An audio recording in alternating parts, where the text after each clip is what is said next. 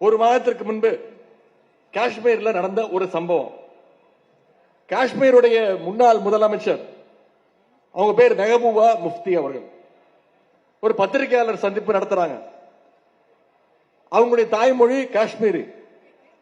பத்திரிகையாளர்கள் கேட்கின்ற கேள்விகளுக்கு அவங்க காஷ்மீரியில பதில் சொல்றாங்க. அப்ப அங்க வந்திருக்கக்கூடிய ஒரு பத்திரிகையாளர் அம்மையாரை பார்த்து குறுக்கு கேள்வி கேட்கிறான். நீங்க ஏன் தாய்மொழியில பேசுறீங்க, ஹிந்தியில பேச மாட்டீங்களா அப்படின்னு கேட்கிறாங்க. உடனே முன்னாள் முதலமைச்சர் அம்மையார் மெஹபூபா முஃப்தி அவர்கள் சொல்றாங்க, முடியாது, நான் என் தாய்மொழி தான் பேசுவேன். என்ன இவ்வளவு தைரியமா கேள்வி கேட்கறீங்களே, நான் உங்களுக்கு பத்திரிகையாளருக்கு ஒரு சவால் விடுறேன். தைரியம் இருந்தா தமிழ்நாட்டுக்கு போய் என்னுடைய சகோதரர் முதலமைச்சரா இருக்கிறார், திமுகவுடைய தலைவரை பார்த்து நீங்க தமிழ்நாட்டில் இப்படி ஒரு கேள்வி கேட்க முடியுமா அப்படின்னு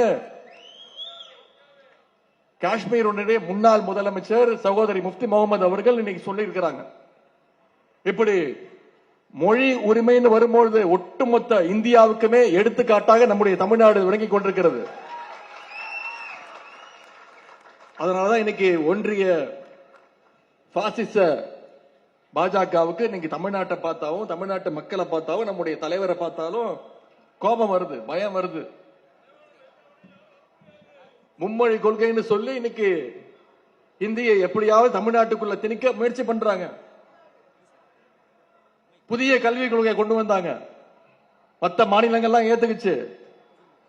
தமிழ்நாடு முதலமைச்சர் பார்த்தாரு, புதிய கல்விக் கொள்கையை கொண்டு வந்தா மீண்டும் தமிழ்நாட்டுக்குள்ள இந்திய திணிக்க முயற்சிக்கிறாங்க, குறுக்கு வழியில மீண்டும் சமஸ்கிருதத்தை தமிழ்நாட்டுக்குள்ள முயற்சிக்க செய்யறாங்க, குலக்கல்வி திட்டத்தை மீண்டும் தமிழ்நாட்டுக்குள்ள கொண்டு வர பார்க்கிறாங்கன்னு முதலமைச்சர் அவர்கள் மறுத்தார்.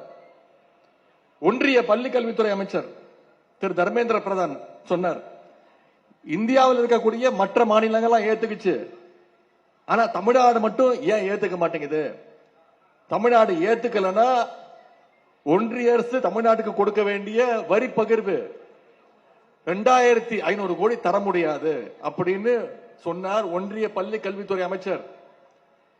நம்முடைய முதலமைச்சர் கழக தலைவர் என்ன தெரியுமா சொன்னாரு, நான் மீண்டும் நியூ எஜுகேஷன் பாலிசி, புதிய கல்விக் கொள்கை கொண்டு வந்தா நீ இந்திய திணிக்கிற, குலக்கல்வி திட்டத்தை தமிழ்நாட்டுக்குள் நுழைக்க பாக்குற, சமஸ்கிருதத்தை மீண்டும் தமிழ்நாட்டுக்குள் நுழைக்க பாக்குற, 2500 கோடி இல்ல, நீ 10,000 கோடி கொடுத்தாலும் நான் தமிழ்நாட்டுக்குள்ள என்னுடைய தமிழ் மக்கள் மீது புதிய கல்விக் கொள்கையை கொண்டு வர மாட்டேன், ஏத்துக்க மாட்டேன்னு சொன்ன ஒரே முதலமைச்சர் நம்முடைய முதலமைச்சர்.